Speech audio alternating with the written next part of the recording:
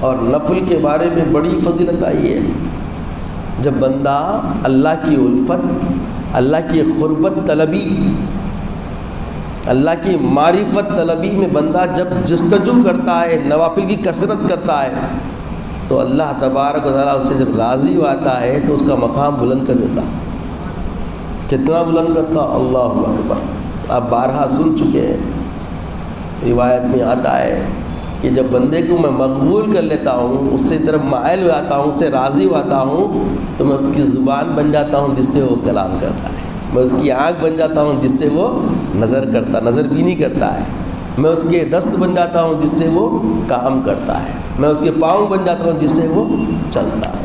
تب سوچئے کہ تمثیل جے کہ میرے آقا علیہ السلام نے خدا کی معرفت نے بلکہ خدا کی قربت کے پھریروں کا احساس و ادراک عطا کر دیا کہ بندہ اللہ کے کتنا قریب تر ہو جاتا ہے۔